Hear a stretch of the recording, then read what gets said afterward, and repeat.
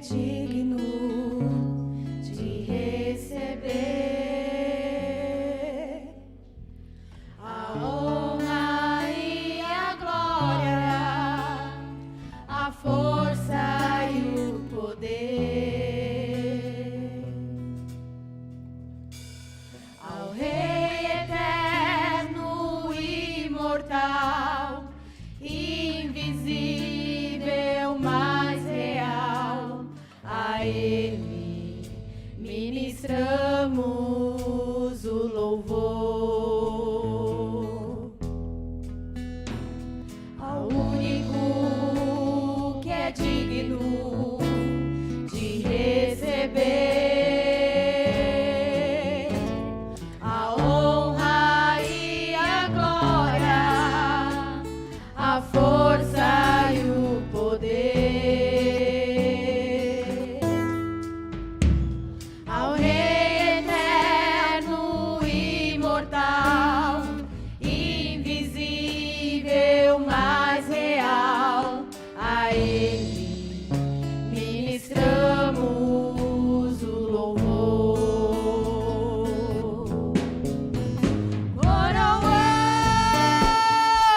Coroamos a Ti, ó Rei Jesus. Coroamos a Ti, ó Rei Jesus. Adoramos o Teu nome, nos rendemos aos Teus pés, consagramos todo nosso ser a Ti, ao único que é digno de receber a honra e a glória, a força e o poder ao Rei eterno, imortal, invisível, mais real. A Ele ministramos o louvor.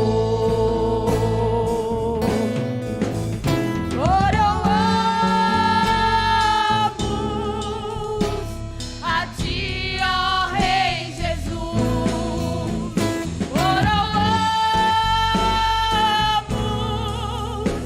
a Ti, ó Rei Jesus. Adoramos o Teu nome, nos rendemos aos Teus pés, consagramos todo nosso ser a Ti.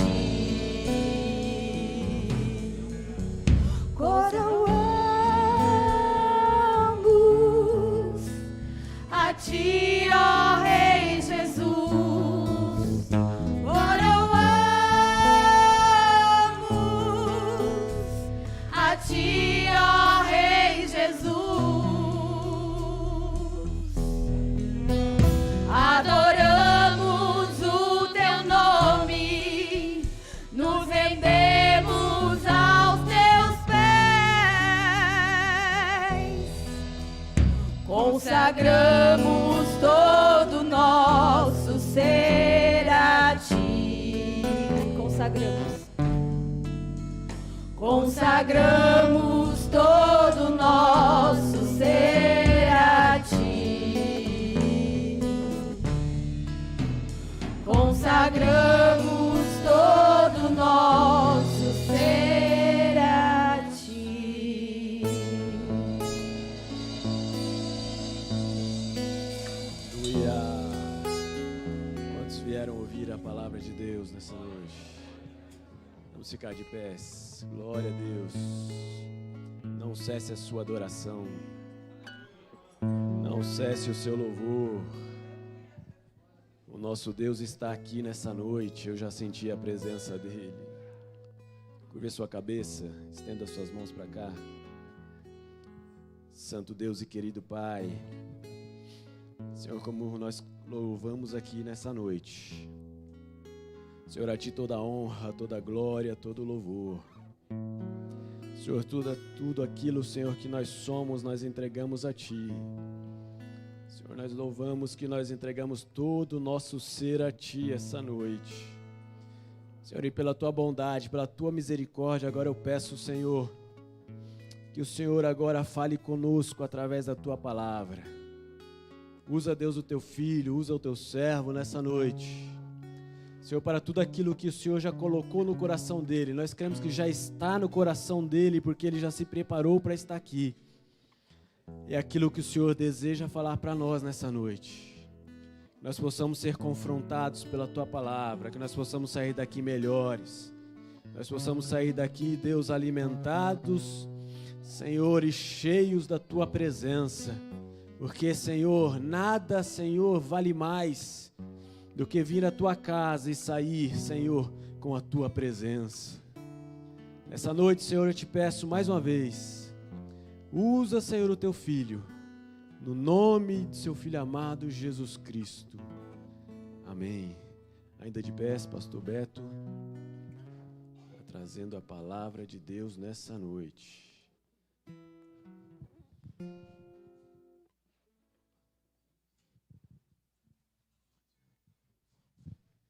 Eu saúdo a igreja que passa o Senhor Jesus. Amém, meus irmãos? Vamos abrir a nossa Bíblia em 1 Coríntios 5, aliás, 3, do 10, do 11 ao 15. 1 Coríntios 3, do 11 ao 15.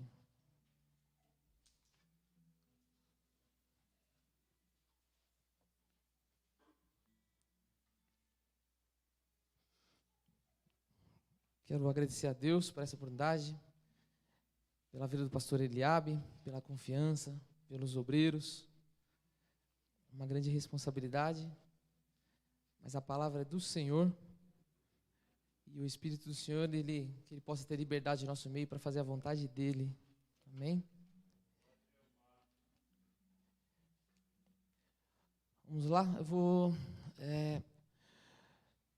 Porque ninguém pode pôr outro fundamento além do que já está posto, o qual é Jesus Cristo.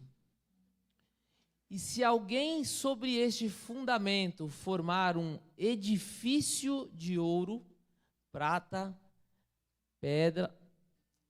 pedras preciosas, madeira, feno, palha, a obra de cada um se manifestará, na verdade, o dia a declarará, porque pelo fogo será descoberta, e o fogo provará qual seja a obra de cada um. Se a obra que alguém edificou nessa parte permanecer, esse receberá o galardão. Se a obra de alguém se queimar, sofrerá detrimento, mas o tal será salvo, todavia, como pelo fogo. Amém? Podeis assentar? Meus irmãos, que desafio. Eu confesso para vocês que eu estava muito tranquilo ele tocando. Eu falei, está chegando a hora Mas é muito bom quando a gente sabe que a gente depende de Jesus Cristo, do Espírito Santo, para nos ajudar, né? Nós estamos aí com uma série que o Senhor Jesus colocou no coração do nosso pastor sobre escatologia. E nós tivemos 2 cultos abençoados aí. Vocês lembram qual foi o primeiro culto e quem foi a pessoa que ministrou? Vocês lembram? Quem foi? Foi o pastor José. E qual foi o tema? Rapaz, o sinal está fraco, Zé. Fala aí, ajuda a igreja, Zeca. Os sinais da volta de Cristo. O pastor José, de uma maneira tão clara aqui, compartilhou com a gente a palavra de Deus. E no último culto, nós tivemos o segundo encontro dessa série, vamos dizer assim. Qual foi o tema, vocês lembram? Olha, aí tá todo mundo. Qual foi? E quem pregou? Ah, se der ruim agora, né? E hoje, qual que é o tema? Hã? Tribunal de Cristo e as bodas do Cordeiro. Rapaz, Jesus, tenha misericórdia de nós, Jesus. Meus irmãos, nós lemos aqui, vou deixar para o Abner, deixar ali no texto ali que nós lemos de referência. E nós falamos sobre a edificação e as obras. Não sei se vocês conseguiram pegar ali no texto. Ó, se a obra de alguém, outro fundamento. E aí ele vai dizer depois, passa a abrir bem rápido, deu até ruim, ó. Vai falar sobre edifício. Então aqui está falando de uma construção, ok? Paulo estava falando sobre os construtores da obra de edificação da igreja. Tem uma outra passagem que Paulo também diz lá em Efésios 4, 11 a 16, e ele fala sobre a obra de cada um. Ele vai falar a obra dos pastores, dos evangelistas, e inclusive fala também da obra da igreja. Nesse texto de 1 Coríntios, no início, também ele vai falar sobre Paulo, ele vai falar sobre sobre Apolo, vai falar sobre Pedro, mas também ele vai falar de todos. O que nós vemos é que os trabalhadores na obra não são apenas os obreiros, mas cada crente deve participar da edificação da igreja. Todos nós temos uma responsabilidade.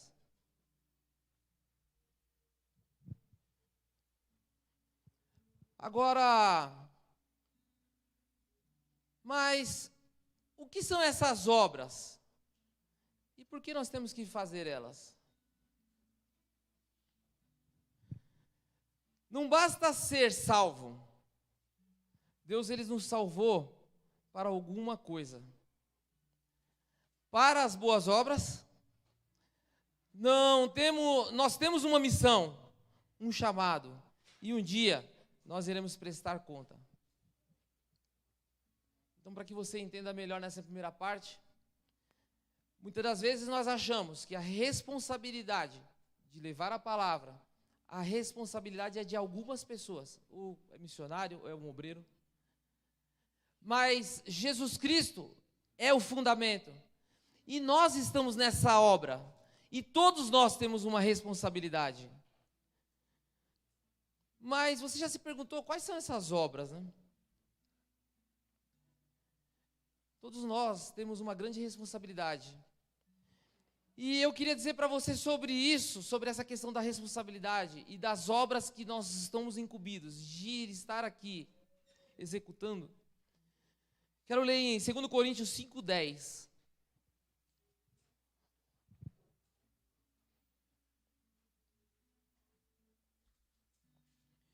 Que diz o seguinte: porque todos devemos comparecer ante o tribunal de Cristo, para que cada um receba segundo o que tiver feito por meio do corpo, ou bem ou mal. 2 Coríntios 5:10, apenas aí. Nós vimos aí que um dia todos nós iremos comparecer ante ao tribunal de Cristo. E nesse tribunal de Cristo, olha o que o apóstolo diz: todos devemos comparecer até o tribunal de Cristo, e cada um receberá segundo o que tiver feito por meio do corpo. Um dia, tudo aquilo que nós fizemos aqui, nós vamos prestar conta lá no céu. Quer dizer que então que todo crente que foi salvo e que está em Cristo Jesus, que foi resgatado pela graça de Deus, vai passar por algum tribunal? Sim, nós vamos passar pelo tribunal de Cristo. Agora, Quando a gente fala de passar pelo tribunal, vale destacar que há 5 juízos, mas eu quero me atentar a 2. Vai ter o tribunal de Cristo, é o julgamento que acontecerá daquelas pessoas que elas foram salvas. Então, todas as pessoas que foram salvas em Cristo Jesus, que no arrebatamento elas subiram com Cristo, elas irão para o tribunal de Cristo. Todos aqueles que foram salvos, e as obras começarão a ser julgadas. Mas há um outro tribunal também, que é o tribunal do trono branco, que é o tribunal onde todas as pessoas serão julgadas, todas aquelas pessoas que foram pecadores que morreram sem Cristo, e que elas serão julgadas e condenadas eternamente. Então, para a gente entender, a partir do momento que Cristo vier buscar a igreja, as pessoas que morreram com Cristo, elas subirão primeiro. E num piscar de olhos, muito rápido, as pessoas que estão vivas aqui, mas salvas em Cristo, elas subirão depois. E essas pessoas foram salvas, elas estarão no tribunal de Cristo para que elas possam ser julgadas as obras, não para condenação. Elas foram salvas, mas as obras delas vai ser passada e será visto uma a uma como foi que nós fizemos essas obras aqui na terra. Mas no final haverá o julgamento do trono branco, onde aquelas pessoas que morreram sem Cristo, elas serão condenadas eternamente. Existem mais 3 terminais, mais 3 tribunais, mas vou me atentar a esses 2, porque tem outros encontros e com certeza nós estaremos aprendendo, amém? Agora, se nós entendemos que Paulo está dizendo que Cristo é o fundamento e que nós estamos realizando uma grande obra e que mediante a essa obra nós seremos julgados por tudo aquilo que nós estamos realizando. Se nós sabemos que isso vai ocorrer no momento do arrebatamento, então eu queria fazer aqui uma reflexão de que em que momento da história nós estamos? Em que momento da história nós estamos atravessando? Eu, estudando, vi uma linha do tempo e eu achei bem interessante. Eu resolvi trazer para a gente compartilhar e entender um pouquinho. Coloca para a gente, Ebner. Quando vamos entender a linha do tempo, no início ocorreu a criação. A Bíblia diz que no princípio criou Deus os céus e a terra. Deus criou o homem, imagem e semelhança. E nós vemos que no final a Bíblia diz que e viu Deus que tudo que ele criou era bom. Então Deus criou perfeito. Às vezes eu me pergunto, você quer saber como é o céu? É só você ler Gênesis. Porque era tudo perfeito. Às vezes a gente fica esperando o fim, mas é o começo.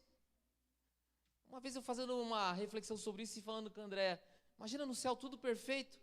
Não tem nada que a esposa vai conversar e você vai ter paciência. A gente vai trabalhar, não vai sentir canseira. E às vezes, assim, a gente, por conta do pecado, as pessoas viveram uma vida tanto de rotina, que a gente não consegue imaginar o que é perfeito. Às vezes a gente fala, ai que tédio, não tem nenhuma briguinha. Mas não, é perfeito, é que o pecado corrompeu a gente. Então, no início, Deus criou tudo perfeito. E a Bíblia diz, e viu Deus que tudo que ele criou era bom. Vamos lá, só que o que aconteceu?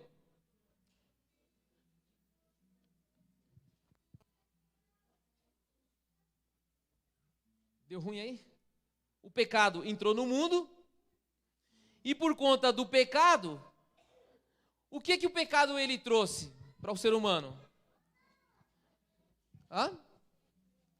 Ele trouxe a morte. pecado ele trouxe a morte. Só que a Bíblia diz que, mesmo quando o homem caiu e o pecado entrou no mundo, Jesus Cristo, Deus, ele já tinha um plano de redenção. Então lá na frente nós vamos ver que ele já sabia que ele tinha um projeto para mim e para a tua vida. Pode passar aí. Nós vemos então que, como se daria esse plano? Ele iria enviar Jesus Cristo, para que ele pudesse nos dar esperança. Só que o que aconteceu com isso? Jesus Cristo, passa aí para a gente, Abner. Ele veio, mas ele veio em 2 momentos, correto? Ele vai vir em 2 momentos. No primeiro momento, o que nós vemos? As pessoas estavam esperando, ele vai vir e ele iria fazer o quê? Por conta do pecado, ele iria trazer uma esperança. Naquele período, os romanos dominavam. Os romanos então dominando, o que os judeus pensaram? Ele vai vir e ele vai ter uma grande batalha e nós vamos vencer os romanos e ele vai assumir o trono. Porque não tinha uma profecia de que da descendência de Davi haveria um que ele sentaria no trono?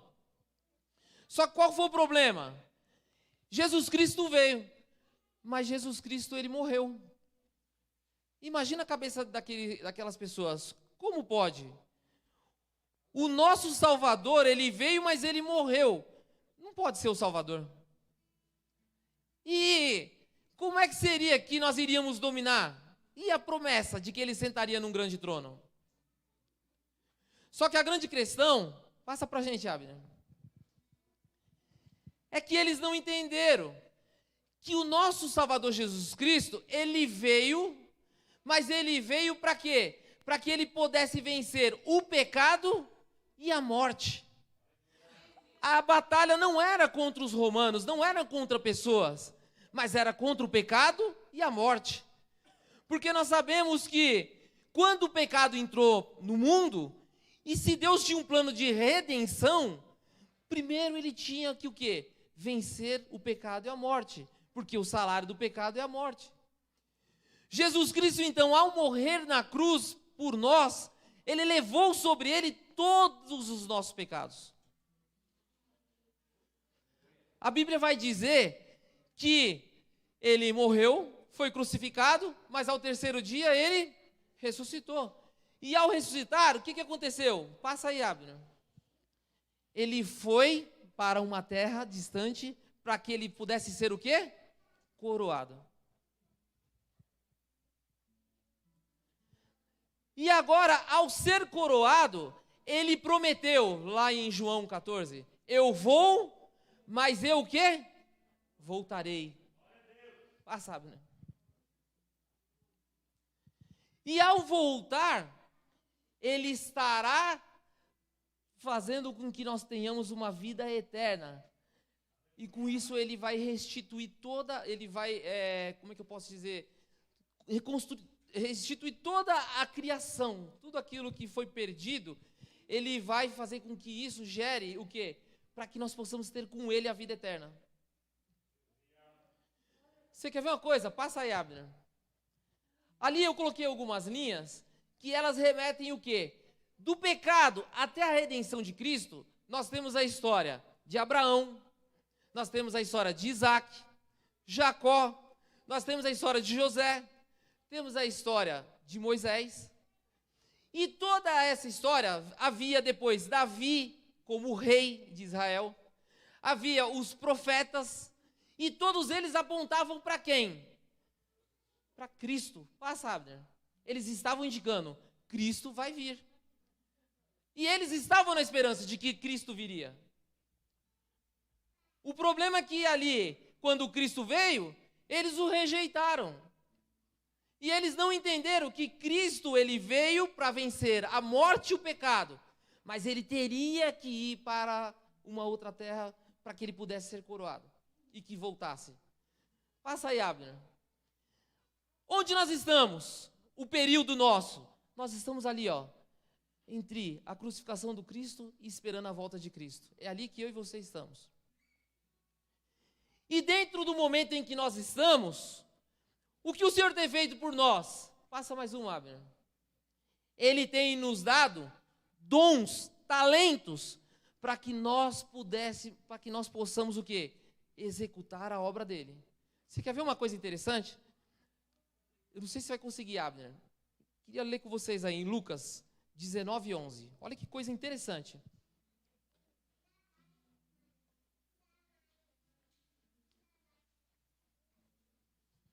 Olha só, uma parábola que Jesus estava ensinando. E ouvindo ele essas coisas, ele prosseguiu e contou o quê? Porquanto estava perto de Jerusalém e cuidava que logo se havia de manifestar o reino de Deus. Jesus estava chegando em Jerusalém. Imagina só, Jesus chegando em Jerusalém. E eles falaram, está chegando o tempo de manifestar o reino de Deus. O que você acha que passou na cabeça deles ali? Está chegando a hora de que vai haver uma grande batalha, uma revolução. E nós vamos guerrear contra os romanos. E Jesus Cristo, chegou a hora de manifestar o reino de Deus. Era isso que eles estavam pensando. Só que Jesus, ao contar a parábola, olha o que Jesus diz. Continua, Abner.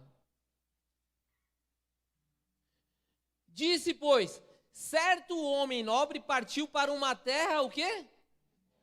Uma terra distante, a fim de tomar para si um reino e o quê? Se observa, dentro dessa parábola, olha só, ele partiu para uma terra remota a fim de tomar para si tomar para ele um reino e depois ele voltaria. Voltaria para quê? Passa, Abner. E chamando 10 servos seus, deu-lhes 10 minas e disse-lhes, negocie até que eu venha. Continua. Mas os seus cidadãos, ouvindo-no, e mandaram após ele embaixadores, dizendo, não queremos que este reine sobre nós. Volte lá naquela imagem. Vocês observam ali, ó. Não queremos que ele reine sobre nós. Mas ele diz, certo homem partiu para um reino distante para ser o quê? Coroado. E depois ele o quê? Voltaria. E ao voltar, quando ele partiu, ele deixou o quê? Dons, talentos e falou, negociem. Nós estamos naquela época, aquela parábola estava falando de mim e de você. Quando o nosso Senhor Salvador Jesus Cristo, ele foi para o céu, ele deixou aqui talentos para que nós pudéssemos agora realizar a obra dele. E a obra de Cristo é apontar a Cristo para a humanidade. Você observa que nós estamos realizando a obra dele, e a obra que nós estamos aqui fazendo, ela remete a quem? Nós estamos apresentando a Jesus Cristo para essa sociedade. Você observa que no Antigo Testamento eles estavam apontando para quem? Para Cristo. E a minha e a tua obra hoje, ela tem que apontar para quem? Para Cristo. Nós vimos então que essa parábola se encaixa comigo e com você. Então, passa aí, Abner, para a gente fechar. Nossa missão é revelar a Cristo. Essa é a obra que eu e você temos. No início do texto que nós introduzimos, dizia um edifício sendo construído, a pedra fundamental é Cristo, e nós estamos trabalhando na igreja, e um dia ele vai voltar, e nós iremos prestar conta de tudo aquilo que nós estamos fazendo. Então, hoje nós vimos aonde nós estamos, e agora nós vamos ver para onde nós iremos, que é lá para a eternidade. E já pegando um gancho da onde eu falei, todos nós, o dia que ele voltar, iremos prestar conta das nossas obras. Agora, nós vimos quando se dará esse evento. Esse evento ele vai se dar durante o período de arrebatamento da igreja. E nesse tribunal, vai ser para condenação da igreja? Hã? Vai ser para quê? Para julgar as obras. Agora, então, o primeiro objetivo desse tribunal: julgar as obras praticadas pelos servos, pelos salvos, durante a peregrinação na terra. Então o que nós fizemos? Qual foi a intenção com que nós fizemos a obra? Com qual motivação? E com qual propósito? Muitas das vezes, quando nós estamos fazendo a obra de Deus, a pergunta que hoje fica é: o que motiva a gente estar trabalhando na obra de Deus? Porque eu tenho aprendido que eu posso estar estudando a palavra de Deus para ministrar, mas se durante o preparo eu tive uma situação de desentendimento com a minha família, com a minha esposa, pode ser que eu até venho aqui e vou ministrar a palavra de Deus. A palavra de Deus, ela até pode fazer efeito, mas a obra minha será julgada. Será que hoje, quando nós estamos louvando na casa do Senhor, nós estamos apresentando a Jesus, ou nós estamos mostrando algo, dizer se é belo ou não? Porque se a minha motivação é errada, a minha prova vai ser julgada, a minha obra vai ser julgada. Será que quando eu estou fazendo algo na igreja, e eu estou querendo o reconhecimento das pessoas, a obra ela é boa e pode ajudar alguém, mas se eu estou buscando um reconhecimento, essa obra ela vai ser julgada. Qual é a motivação hoje que nos motiva a estar fazendo a obra de Deus? No Sermão do Monte, Jesus Cristo mesmo dizia que até ao orar, as pessoas quando oravam, elas falavam tantas palavras, que na verdade eles estavam mais querendo se mostrar do que propriamente a oração. E aí o próprio Jesus ensinou que eles já estavam tendo aquilo que eles mereciam, que era a glória do que as pessoas estavam vendo. Se você quer a glória, então significa que no dia que você for julgado pelas suas obras, as consequências virão. Nós vemos ali, o nosso Salvador foi ser coroado, e ele vai voltar, e ele nos deixou a obra. E como é que nós estamos aqui realizando a obra de Deus? A salvação, ela é pela graça. A salvação é mediante a fé em Cristo Jesus. Mas quando eu creio e eu tenho esperança como gratidão, eu tenho o prazer de realizar as obras. E ainda mais porque eu tenho aprendido que as obras, elas serão julgadas. E então nós vimos aí que as obras serão julgadas. Segundo ponto, qual a finalidade da recompensa dos fiéis? Imagina que agora no tribunal de Cristo vai haver homenagens, honrarias, vai haver recompensas, gratificação a todos que levaram a cruz de Cristo e carregaram ela por onde quer que eles andaram. Então nós vemos que, como eu faço isso? Semeando a palavra de Deus, ajudando aos necessitados e trabalhando incansavelmente na obra do Senhor. Nós vemos então que eu tenho que trabalhar na obra do Senhor. Eu me pergunto aqui, essa igreja, graças a Deus, tem bastante pessoas que trabalham, não só pessoas obreiras. E pergunto para você, o que você tem feito na obra do Senhor?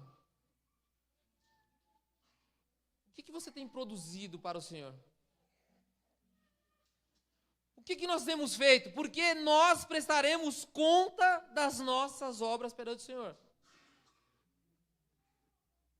O que nós estamos fazendo na obra do Senhor? Quando nós temos a palavra de Deus e nós semeamos a palavra de Deus, ela pode dar fruto. E isso não é ofício apenas de um obreiro, é ser um ofício de todos nós.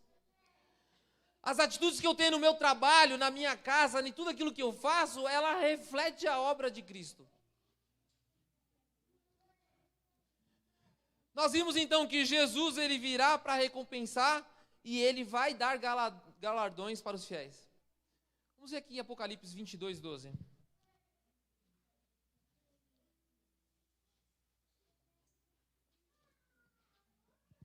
Que diz o seguinte: eis que cedo venho, e meu galardão está comigo, para dar a cada um segundo a sua obra. Tem um outro texto também, 2 Timóteo 4:8.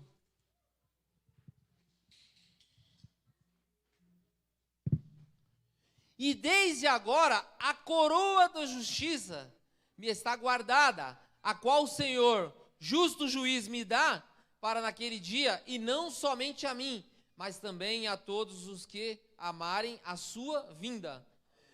Ele está dizendo que a coroa. Então, no tribunal de Cristo, as nossas obras serão julgadas. Vai haver honraria para as pessoas por aquilo que elas praticaram na obra do reino de Deus. E vai haver coroa. Há 5 tipos de coroa. A primeira coroa é a coroa da vida, que é para aquelas pessoas que viveram como Marte. Durante um período da história da igreja, nós vimos que pessoas deram a própria vida por amor a Cristo. Pessoas dos dias de hoje, elas estão em países, muitas das vezes levando o evangelho por amor a Cristo e colocando em risco a própria vida delas. Há uma coroa para as pessoas, a coroa da vida.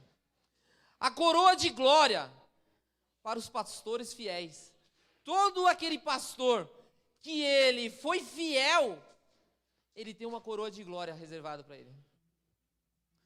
A coroa de justiça para aqueles que amaram a vinda do Senhor. Todos aqueles que estão esperando a volta do Senhor, há uma coroa de justiça. Uma coroa de alegria para aquelas pessoas que tiveram prazer de serem ganhadores de almas. E a coroa de incorruptibilidade, onde Jesus Cristo nos ensina que não devemos acumular riquezas aqui nessa terra, mas devemos buscar o reino de Deus, e lá tem para nós uma coroa incorruptível. Então são 5 coroas reservadas para aquele que vencer.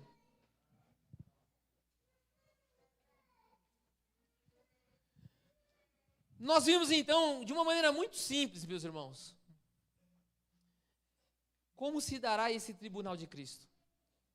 Nós vimos todo o período, nós vimos em que momento que nós estamos, nós vimos que Cristo nos deu galardões, na volta dele ele vai cobrar, esses galardões têm que ser motivados da maneira correta. Nós vimos que após o arrebatamento, aqueles que forem salvos serão julgados, e as obras elas serão, nós vimos lá, tem aquela obra que foi construída no ouro, na prata, aquela que foi construída na palha, na madeira, e ela vai passar pelo fogo, e ao passar pelo fogo, pode ser que vai descobrir que muita gente até foi salvo, mas a obra dela foi reprovada. Talvez eu e você às vezes tentem entender, mas se eu chegar lá, poxa, já cheguei, né? Por que eu vou precisar então? Nós não temos ideia do que tem reservado para nós lá. A Bíblia, ela sim, dá algumas partes, mas se tem obra, tem galardão, é porque Deus sabe o que Ele tem conosco. Nós vamos ver então agora, entendendo sobre o tribunal de Cristo, uma pincelada, e que o Espírito Santo possa aguçar com que você possa ter o desejo. Eu confesso que era um pouco difícil para mim, mas hoje, como tem sido maravilhoso aprender, e como hoje tem mudado a minha maneira de pensar. que nos motiva? Tem gente hoje fazendo as coisas por aí para os outros e tirando foto. Olha o que eu estou fazendo. E postando. Está querendo se mostrar. Fazendo o bem da maneira errada. Muita gente vivendo uma vida de engano. Querendo mostrar para os outros o que ela está fazendo. Esquecendo que a recompensa vem do Senhor. O que te motiva a vir na igreja? Você acha que seremos salvos pela obra que nós fazemos? Não. Nós somos salvos porque Cristo morreu na cruz por nós. Ele venceu a morte e o pecado. Mas nós temos que fazer a obra. Você já parou para pensar? Você tem feito a obra de Deus? O que você tem feito aqui na igreja? O que mais tem a oportunidade de fazer a obra? Aqui você pode ajudar o próximo necessitado. Aqui tem trabalho de missões que você pode levar a palavra. Aqui a gente tem culto de ensinamento. Aqui é uma igreja que tem responsabilidade com a palavra. Não dá para qualquer um vir aqui e contar historinha. Porque a igreja fica doida olhando o que está acontecendo. Só que essa palavra, ela é uma semente. Nós vimos aqui, um tempo atrás, que Jesus Cristo, quando ele estava com os discípulos ali no bar, fugindo um pouquinho, mas para você entender. Ele estava no barco, o que ele foi fazer? Por duas ocasiões. Na primeira ocasião, ele ensinou para eles sobre fé. E depois que ele ensinou sobre fé, o que Jesus foi fazer? Foi dormir. Mas sabe por que ele foi dormir? Porque tem uma parábola que ele ensinando os discípulos, ele diz, o semeador que lança a palavra, depois que ele lança, ele vai descansar. E depois que ele descansa, ele espera que a semente no tempo certo, ela dê o quê? Fruto.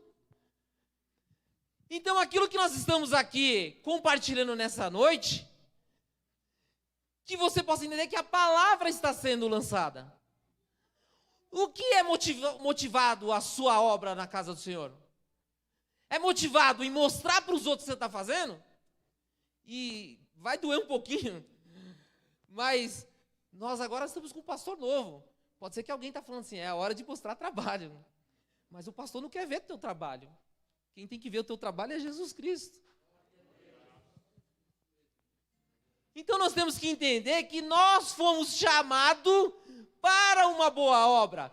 E o nosso trabalho é apresentar a Cristo. É Ele que nós temos que mostrar. Porque o dia que Ele voltar, nós vamos prestar conta no tribunal de Cristo. E quando passar pelo fogo, nós vamos ver o que aconteceu. De uma maneira simples, espero que tenha ficado claro sobre a questão do tribunal de Cristo. E se não ficou, que você tenha a oportunidade de buscar, porque eu estou assim, eu vou ter que estudar muito sobre escatologia agora, como tem sido bom. Mas a hora que passar esse tribunal de Cristo, vai vir um outro momento, que é as bodas do Cordeiro. Coloca para a gente aí, Abner. Apocalipse 19, 7.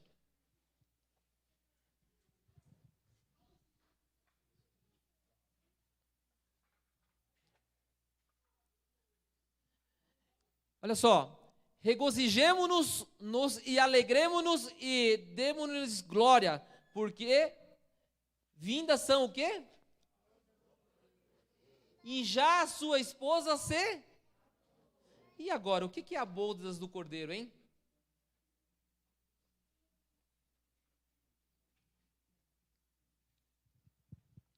Nós vimos então que Jesus vai vir, a igreja vai ser arrebatada. A igreja, ao ser arrebatada, ela vai passar pelo tribunal de Cristo. Ali no tribunal vai ser um momento de reconhecimento das obras. Ali é um momento de que vai ter honraria. Ali é um momento que nós seremos coroados.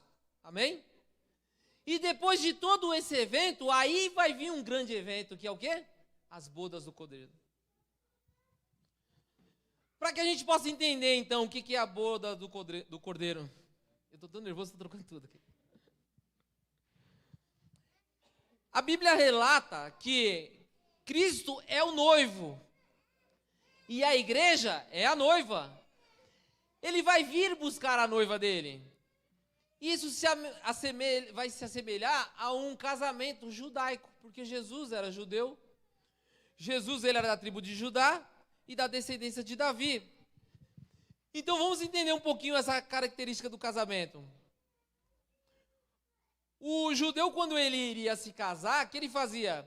Ele ia preparar a morada para que ele pudesse casar com aquela noiva.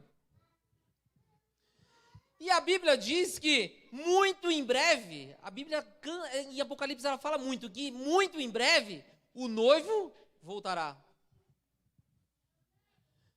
Todo o livro de Apocalipse declara, o tempo está próximo. Jesus está dizendo, eis que pronto venho. O noivo ele anseia em estar com a noiva dele. Agora, se nós estamos falando de casamento, de noivo e noiva, significa que há um amor do noivo e da noiva. Não é possível que ninguém case sem amor, né? Então, o noivo ama a noiva e a noiva também ama o noivo. E como é a característica desse amor do noivo? Vamos ver como é que é esse noivo. O amor do noivo é o amor ágape. E como é que é esse amor ágape? Ele é sacrificial. Lá em Efésios 5:25 diz sobre isso. Que ele se entregou pela noiva. Nós vemos que esse amor, ele é incondicional. Porque não há qualquer exigência ou cobrança. Ele não pede nada, ele simplesmente ele ama, é incondicional. Não fazemos nada por merecer esse amor. E o noivo nos ama. É um amor eterno, ele é robusto, crescente e edificante. Ele só cresce. É um amor que cresce. É como se ele falasse, está chegando o tempo de eu estar com a minha noiva nas bodas do Cordeiro. Esse amor dele é provedor, porque ele sempre supre as necessidades da noiva em todas as áreas da vida. É um amor purificador, com mensagens extraídas da palavra divina. Através da palavra, esse amor vai purificando as nossas vidas. É um amor eterno. É um amor que ele não é circunstancial, mas ele é um amor que ele dura para sempre. Agora, e essa noiva? Aí está falando de nós, da igreja. O amor da noiva eleita pelo Cordeiro é santo e puro. Porque a noiva que ela busca ser santa e pura e ela vai se santificando. Porque se Deus é santo, importa que nós também buscamos a santidade. Porque sem a santificação ninguém verá a Deus. Ela não se conforma com os padrões desse mundo. Esse é engrandecedor, porque vai aperfeiçoando. É um amor paciente, porque a noiva ela se submete ao noivo e espera a chegada dele no tempo certo. É um amor pacífico, equilibrado e seguro, e de confiança na promessa do noivo.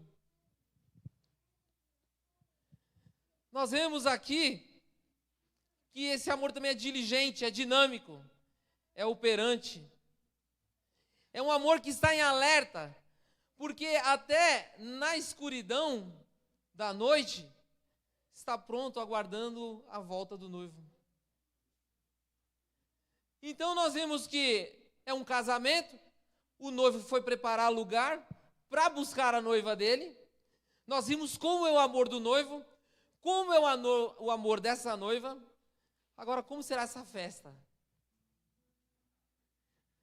Essa festa vai acontecer no céu. A vestimenta, ela é adequada. A veste, ela é uma veste nupcial. Será um traje de todos os participantes, escolhidos e convidados para o grande casamento, que foram lavados e alvejados pelo sangue do Cordeiro. Nessa festa vai haver convidados especiais. Quem serão esses convidados especiais?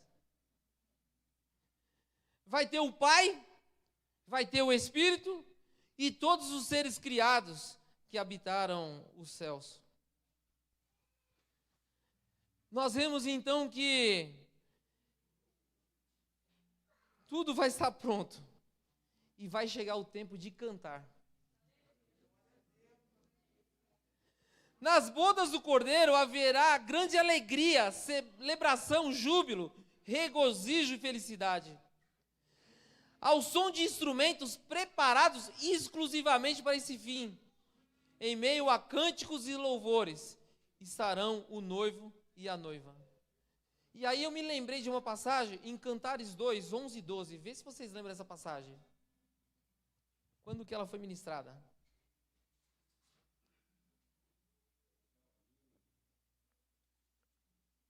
Cantares de Salomão 2, 11 e 12. Porque eis que passou o inverno, a chuva cessou e se foi. Aparecem as flores da terra, o tempo de cantar chega. E a voz da rola ouve-se em nossa terra.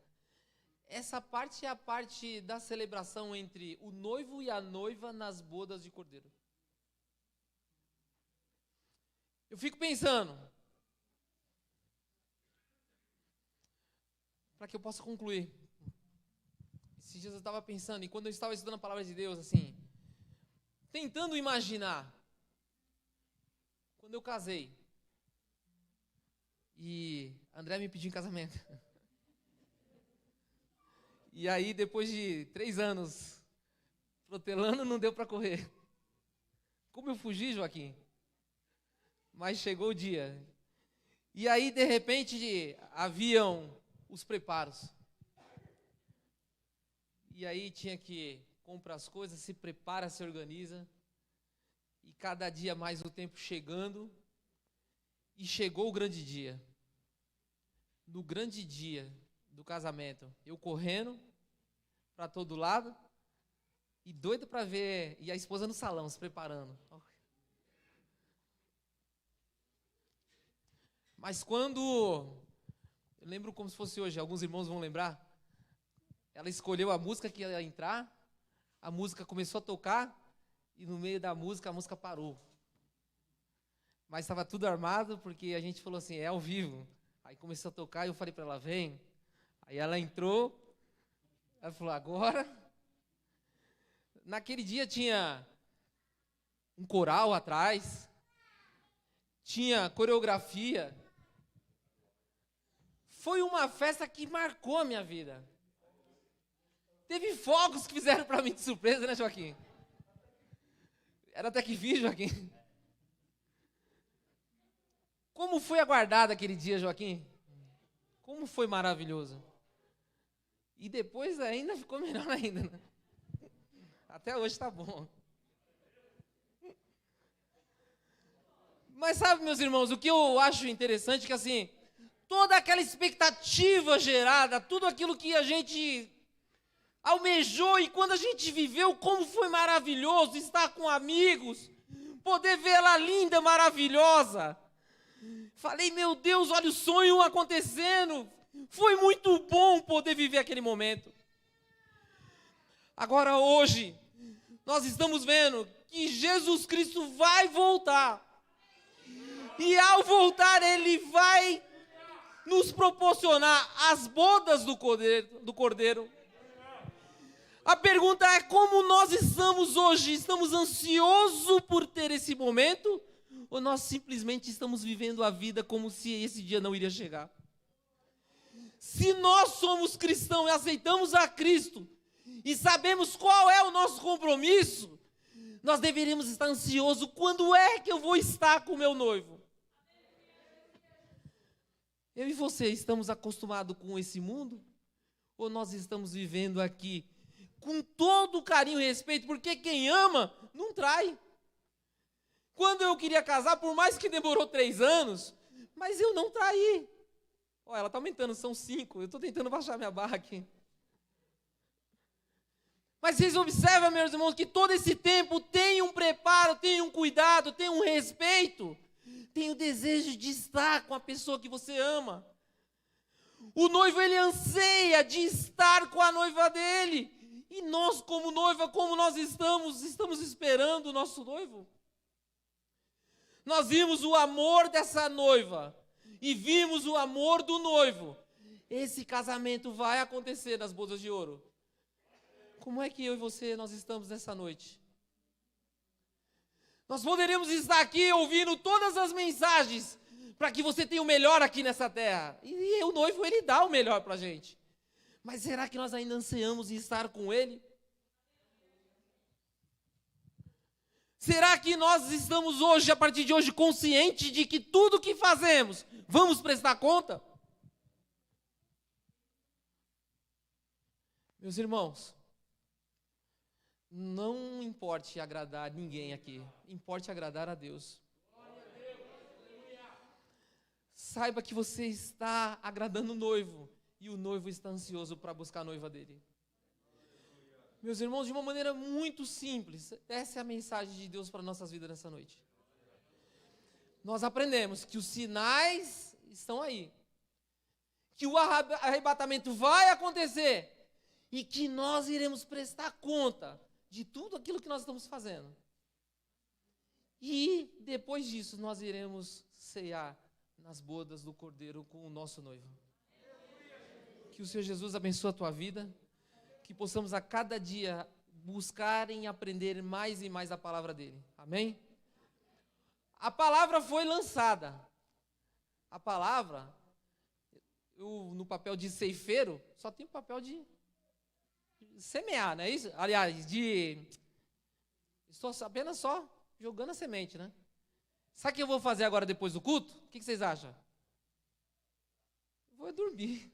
Foi lançada a palavra. Agora, eu tenho certeza que a semente, ela é de Deus. Agora, se ela caiu na terra certa, na terra boa, ela vai produzir fruto. E aí essa noiva vai gerar obra. Essa obra não vai salvar a gente, porque nós somos salvos pelo ato do que o noivo fez por nós na cruz. Mas essa obra, lá na frente, ela vai trazer mérito para mim e para você. Então, meus irmãos, que essa semente possa dar fruto na minha e na tua vida. E que a partir de hoje possamos desejar, quando nós cantarmos aqui, Maranata, hora vem, Senhor Jesus, que isso não seja da boca para fora, mas que nós estejamos dizendo, ô meu noivo, vem porque eu não vejo a hora do nosso casamento. Deus abençoe a igreja, amém?